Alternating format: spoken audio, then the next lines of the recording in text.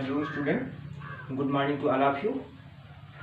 आज की हमारी जो टॉपिक है, नई एक यूनिट है, यूनिट नंबर 5, इलेक्ट्रोमैग्नेटिक वेव, विद्युत चुंबकीय तरंगे।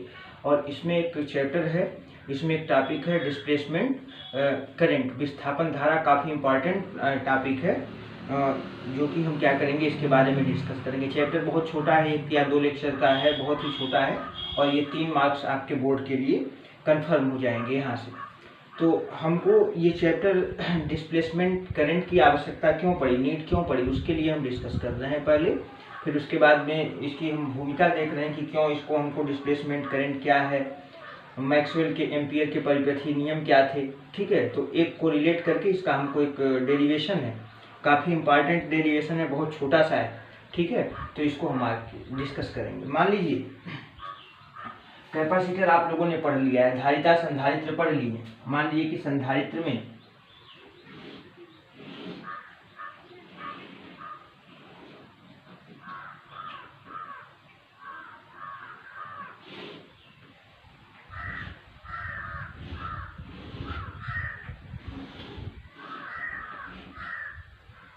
दो प्लेटें हैं, धारिताओं में 2 प्लेटें हैं, कैपेसिटर में 2 प्लेट होती है, एक पॉजिटिव और एक नेगेटिव। इसको हमने बैटरी के पॉजिटिव से और नेगेटिव से कनेक्ट कर दिया।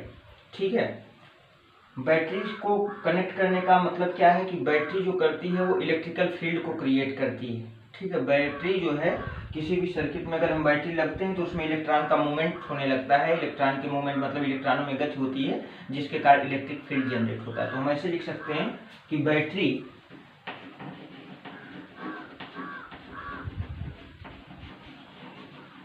Offers electric field. देखते हैं, यहाँ पे मान लीजिए कि प्लस टर्मिनल है, तो करंट यहाँ से फ्लो करेगी और यहाँ पे आएगी, ऐसे जाके ऐसे यहाँ पे या चली आएगी। ये चूंकि पॉजिटिव प्लेट पे है तो यहाँ पे पॉजिटिव चार्ज ये ऑफर हो जाएगा, मतलब इस पे धनावेश ऑफर्स हो जाएंगे, और ये ऋण आवेश है तो यहाँ पे ऋण आवेश जो है क्या हो जाएंगे, एक्यूमुलेट हो जाएंगे, मतलब इस प्लेट पे ऋण आवेश कलेक्ट हो जाएंगे। ये आपके हो गए। ठीक है, अब देखने की बात ये है, अगर मान लीजिए कोई प्लेट है, कोई कंडक्टर है, कोई चालक है, और इसको हमने किसी बैटरी से जोड़ दिया, तो इलेक्ट्रॉनों में मूवमेंट हो जाएगा, और इलेक्ट्रॉनों में जब मूवमेंट हो जाएगा, इलेक्ट्रॉनों की गति होने लगेगी, तो इसमें एक धारा जनरेट होगी, एक जो है जो कि सर्क्यूटरियल, मतलब एक सर्किल के रूप में एक धारा जनरेट होगी, जिसे हम कहते हैं सर्क्यूटरियल current, circular current.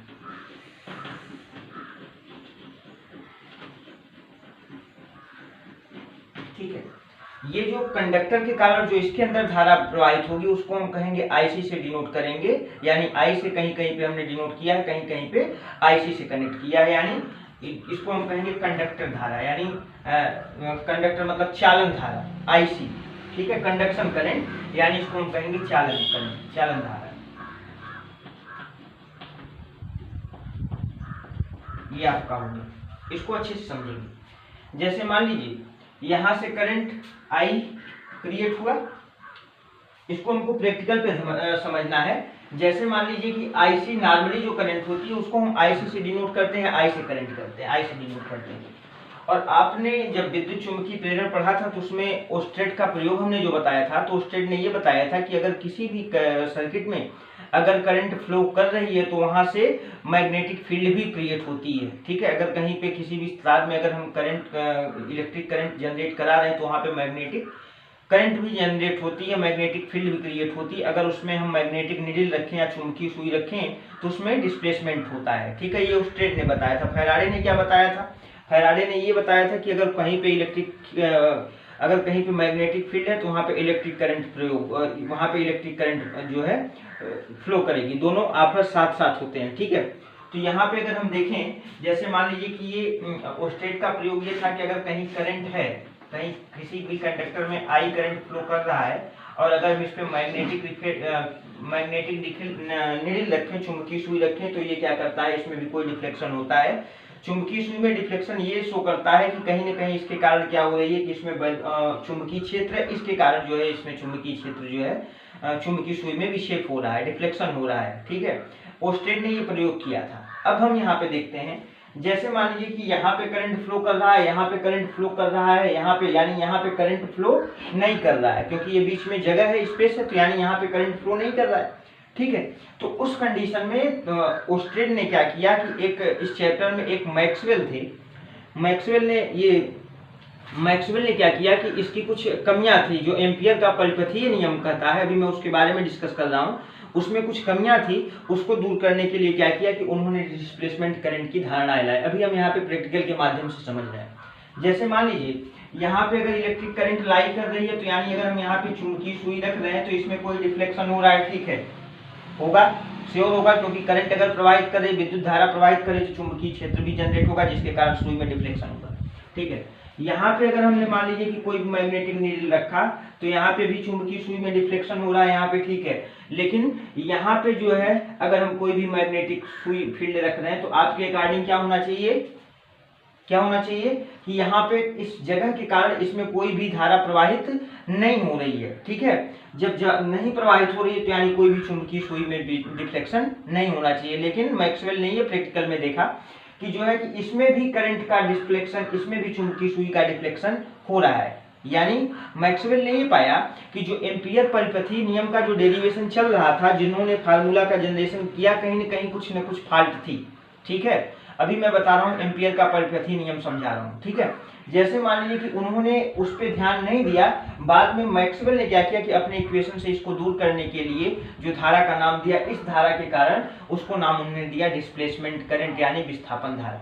I hope you understand in proper way. ठीक है, मतलब जैसे ये है, अगर मान लीजिए कि यहाँ पे करंट फ्लो कर रहा है, तो यानी यहाँ पे चुंबकीय क्षेत्र जनरेट हो रहा है, चुंबकीय सुई में डिफ्लेक्शन हुआ, यहाँ पे भी चुंबकीय सुई में डिफ्लेक्शन हुआ, लेकिन यहाँ पे कोई करंट फ्लो नहीं कर रहा, तो यानी चुंबकीय सुई में डिफ्लेक्शन नहीं होना चाहिए, लेकिन यहाँ पे भी चुंबकीय सुई में डिफ्लेक्शन हो रहा है, तो यानी मैक्सवेल ने कहा कि कहीं न कहीं जो एम्पियर का परिपथीय नियम था, जो एम्पियर का सर्किटियल लॉ था, ठीक है, उसमें कहीं न कहीं कुछ दोष है। उस दोष को दूर करने के लिए जो नया कॉन्सेप्ट इन्होंने दिया, जो इसके अंदर कॉन्सेप्ट में जो धारा प्रवाहित हो रही है, उसको उन्होंने नाम दे दिया आईडी, यानी डिस्प्लेसमेंट करंट, वैद्युत धारा। मतलब इसका नाम इन्होंने दे दिया आईसी, इसको नाम इन्होंने दे दिया आईसी, यहाँ पे इन्होंने नाम दे दिया आईडी। मतलब ये आईसी, ये आईडी, ये आईसी एक ही रूप में है, लेकिन ये चालक की करने वाली प्रवाहित होने के कारण धारा, तो ये आईसी हो गया, और ये जो है वैद्युत क्षेत्र में वेरिएशन के कारण, मतलब एक इलेक्ट्रिक फील्ड में चेंज होने के कारण यहाँ पे जो धारा है, इसको हम कहेंगे आईडी, यानी इसको नाम दे दिए डिस्प्लेसमेंट करंट।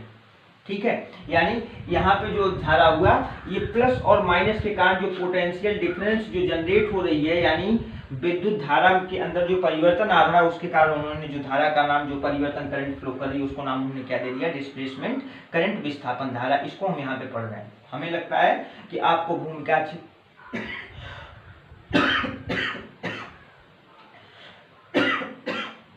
अच्छी तरह से आपको समझ में आ गई होगी। आगे देखते हैं। अब हम इसका डेरिवेशन कर रहे हैं, छोटा सा डेरिवेशन यहाँ पे हम कर रहे हैं।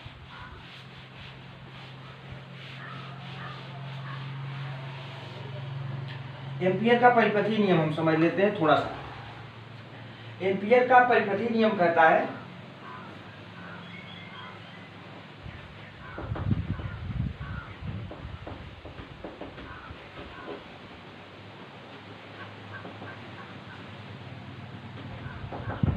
एम्पियर का परिपथीय नियम कहता है, यदि किसी भी चालक में धारा प्रवाहित होती है, यदि किसी भी चालक में विद्युत धारा प्रवाहित की जाती है, तो उसमें B को हम रिप्रेजेंट करते हैं क्या, चुंबकीय क्षेत्र।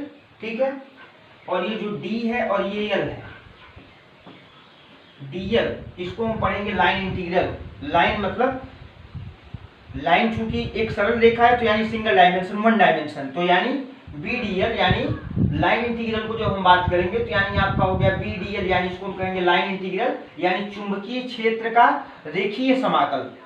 ठीक है। इसको जब हिंदी में पढ़ेंगे तो यानी बी है चुंबकीय क्षेत्र और ये वेक्टर डीएल है, तो वेक्टर डीएल को कहेंगे डी मतलब आपका समाकल और ये यल मतलब लाइन इंटीग्रल, ठीक है। जब आगे की क्लासेस में जब समाकलन या अवकलन और डिटेल में पढ़ेंगे तो वहाँ पे गॉस से कर्ल का रूल्स जो आते हैं कि इस तरह से कैसे डबल इंटीग्रल से सिंगल इंटीग्रल में कन्वर्ट किया जाएगा, सिंगल इंटीग्रल से डबल इंटीग्रल में कैसे कन्वर्ट किया जाता है, वहाँ पे हम रूल के बारे में डिस्कस करेंगे। लेकिन यहाँ पे हम देखेंगे कि अगर एक डायमेंशन में है तो उसको हम लाइन इंटीग्रल कहेंगे। अगर मान लीजिए कि यहाँ पे दो इंटीग्रल है डबल इंटीग्रल, तो यानी इसको हम डीएस से रिप्रेजेंट करेंगे यानी सरफेस इंटीग्रल, ठीक है, मतलब पृष्ठीय समाकल, ठीक है। और अगर मान लीजिए आयतनिक जो है समाकल है यानी वॉल्यूम है, तो वॉल्यूम 3 डायमेंशन है, वहाँ पे तो 3 इंटीग्रल लग जाएगा, तो यानी ऐसे आपका हो जाएगा और यहाँ पे लिखा जाएगा डी, ठीक है। और 1 बाई 1 उसका हम क्या करेंगे समाकलन करते रहेंगे। तो यानी यहाँ पे वेक्टर बी डीएल है और यहाँ पे इसके बारे में हम डिस्कस कर रहे हैं। हम जो आपका करंट का सर्कुलर रूल है उसको मैं बता रहा हूँ।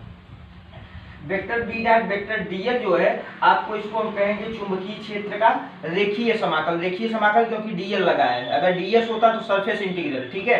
तो ये कहेंगे कि बी डीएल उसमें उस कुंडली में प्रवाहित जो कंडक्शन करंट है आईसी और विस्थापन करंट है आईडी, जिसके बारे में हमको पढ़ना है, आईडी विस्थापन धारा के म्यू नॉट गुना होता है, यानी आपका हो जाएगा म्यू नॉट। ये आपका हो गया, ये एम्पियर का परिपथीय नियम होता है, इसको आप लोगों को नोट करना है या लर्न करना है। एम्पियर का परिपथीय नियम क्या होगा कि किसी भी सर्किट किसी भी कंडक्टर में अगर धारा प्रवाहित हो रही है तो उस पृष्ठ में उत्पन्न चुंबकीय क्षेत्र का रेखीय समाकल उस पृष्ठ में कंडक्शन करंट और डिस्प्लेसमेंट करंट विस्थापन धारा और चालन धारा के योग का म्यू नॉट गुना होता है। ये आपका होता है सर्क्यूटरी लॉ ऑफ करंट, ठीक है।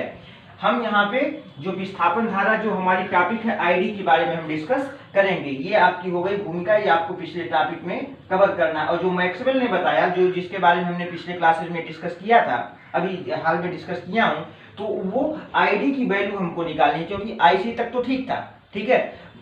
जो मैक्सवेल ने ये बताया कि म्यू नॉट आईसी ये तो ठीक है, लेकिन ये जो अभी मैं एक परिपथ बनाया हूँ, एक प्लेट ऐसे बनाया हूँ, ऐसे प्लेट बनाया हूँ, तो उन्होंने ये बताया कि जो है जो ये आईसी करंट तो ठीक है, लेकिन ये जो आईडी करंट है यानी ये आपकी म्यू नॉट और जो आईडी है इसका जिक्र इस सर्किट में नहीं है, यानी यहाँ पे कोई ना कोई कुछ मिसिंग टर्म है।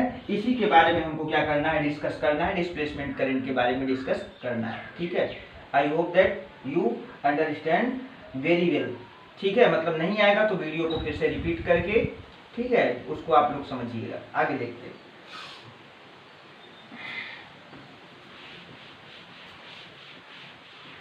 यहाँ पे आपकी टॉपिक हो जाएगी डिस्प्लेसमेंट करंट।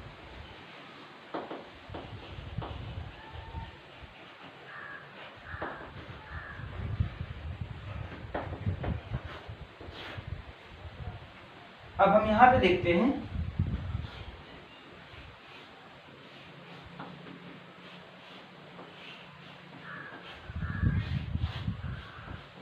छोटा सा पेयर बना लिया।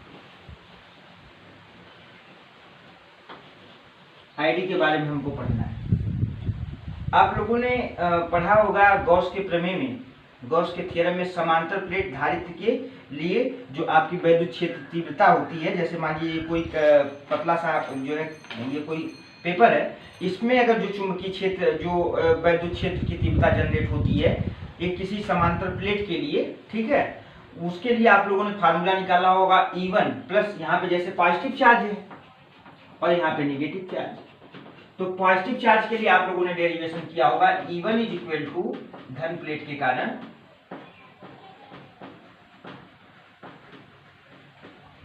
E1 is equal to sigma upon 2 epsilon naught. ये डेरिवेशन आप लोगों ने गॉस के प्रमेय में किया होगा, ठीक है।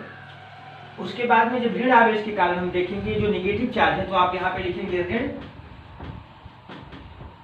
प्लेट के कारण आपका हो जाएगा E2 is equal to sigma upon 2 epsilon naught, ठीक है। अब हम जब नेट वैद्युत क्षेत्र की तीव्रता देखेंगे, टोटल वैद्युत क्षेत्र की तीव्रता देखेंगे, E इज इक्वल टू आपका हो जाएगा E1 प्लस E2, और यहाँ पे आप जब जोड़ेंगे तो ये हो जाएगा sigma upon 2 epsilon not upon sigma upon 2 epsilon not. जोड़ देंगे तो यानी हो जाएगा 2 सिग्मा अपान 2 एप्सिलॉन नॉट, 2 से 2 कैंसिल हो जाएगा और यानी E इज इक्वल टू हो जाएगा सिग्मा अपान एप्सिलॉन नॉट। ठीक है, ये आप लोगों ने डेरिवेशन गॉस के प्रमेय में किया हुआ है। ये बुक में शायद नहीं मिलेगी आप लोगों के इसमें, मतलब विस्थापन धारा में। तो इसको कहाँ से ओरिजिनेट हो रहा है उसको मैं क्लियर कर दे रहा हूँ। ठीक है, बुक में खाली डायरेक्ट फार्मूला रख दिया होगा, आपको ये जानना है कि कहाँ से ये फार्मूला आया हुआ है। अब ये देखेंगे तो यानी E इक्वल टू आपका हो गया सिग्मा अपान एप्सिलॉन नॉट। और एक उसी चैप्टर में गॉस के प्रमेय में आप लोगों ने पढ़ा होगा सरफेस चार्ज डेंसिटी, उसको हम कहेंगे सरफेस चार्ज डेंसिटी, उसकी हिंदी होगी पृष्ठीय आवेश घनत्व। इसको हम रिप्रेजेंट करेंगे एस सिग्मा से और इसको हम कहेंगे सरफेस चार्ज डेंसिटी। और इसका फार्मूला आप लोगों ने निकाला था sigma is equal to Q by A, ये भी गॉस के प्रमेय में पढ़े हैं, sigma is equal to Q by A.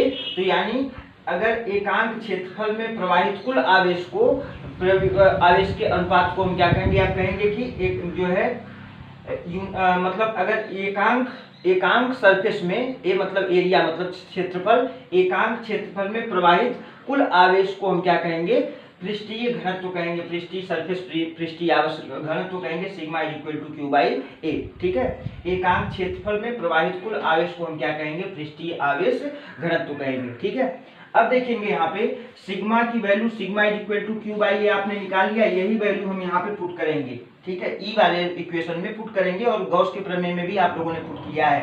तो यानी यहाँ से देखिए कि अगर हम लिख सकते हैं तो यानी ई और सिग्मा की जगह पे क्यू बाई ए अगर हम लिखे तो यानी क्यू और आपका हो जाएगा ए एप्सिलॉन नॉट। यहाँ तक कोई प्रॉब्लम नहीं होनी चाहिए, इसी सिग्मा की जगह पे हमने क्यू बाई ए को क्या कर दिया, पुट कर दिया। ठीक है, अब जब यहाँ पे वैल्यू रखेंगे तो हम ऐसे भी लिख सकते हैं Q is equal to E A epsilon naught, ये भी लिख सकते हैं। जैसे क्रॉस मल्टीप्लाई कर दिए तो Q is equal to E A epsilon naught लिख सकते हैं ना।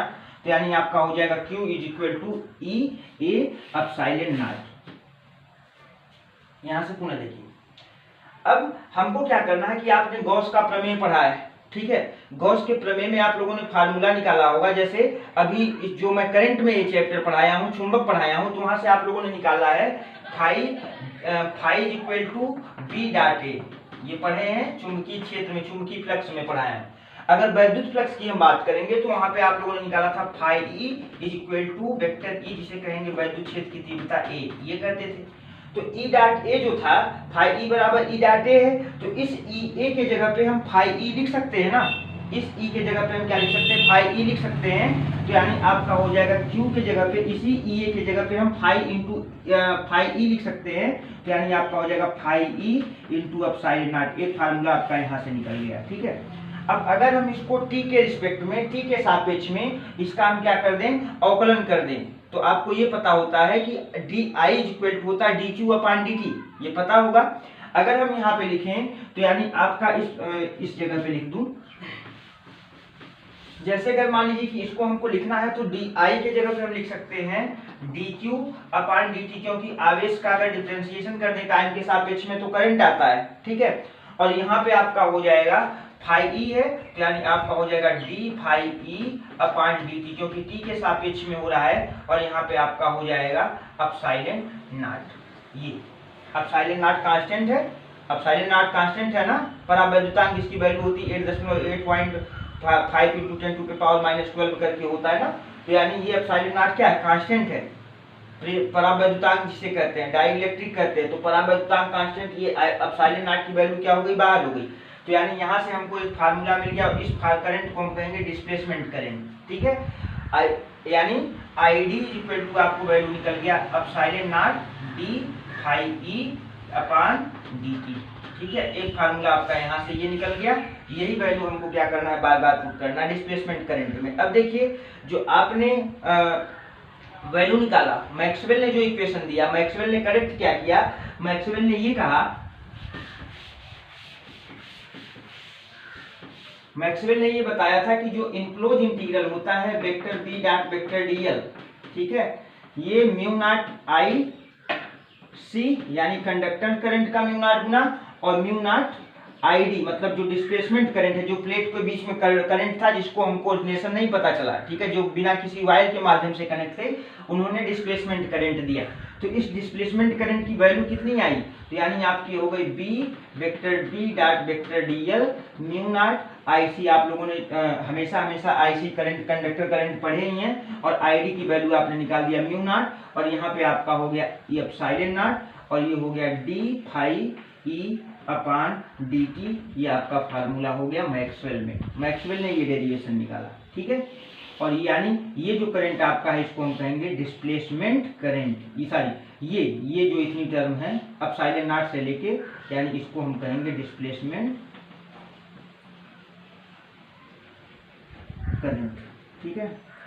इतना आज की आपकी टॉपिक थी और ये काफ़ी इंपॉर्टेंट टॉपिक थी, ठीक है। इसके बारे में फिर जो है जो आगे रिमेनिंग पार्ट है फिर आगे की वीडियो में डिस्कस करेंगे। Thank you everyone.